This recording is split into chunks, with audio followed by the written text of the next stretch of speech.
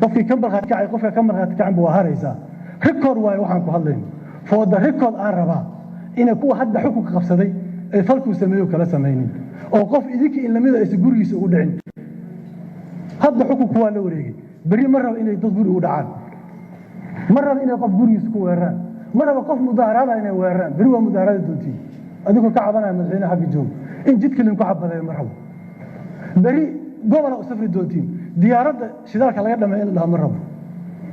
beri goboleeda xashiiq isku dhici doonaan ha laga jaro ha la cuno qabateeyo iyo ina diyaarad aadin in la dhaha ma rabo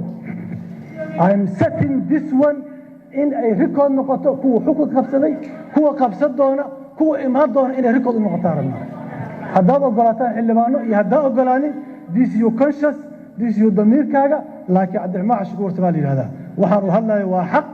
waxaan record garaynayo waa xaq waxaan sad garaynayo waa record oo mid xukun haysta hadda mid soo maray mid imaan doonaba inuu isu gacad gudbinaa rabaa aniga taas waa guddoomiye mooshinkeenna waa saxiix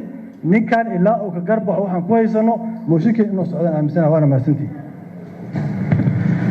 xildhibaanada guud ahaan xildhibaanada fadhiya 157 xildhibaan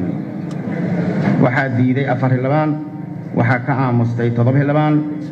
waxaa ogolaatay 146 sidaa daraaddeed ajintaa waa ansax sidiisana ku soconayna saad ogtiin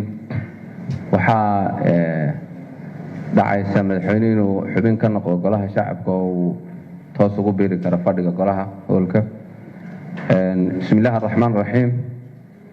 waxaan ku bilaabayaa magaca ilaah waxaan ku dhaaranhayaa magaca ilaahay inaan xilkayga u guto si daacad ah oo ay ku jirto danta dalka dadka iyo diinta dhowrana dastuurka qaranka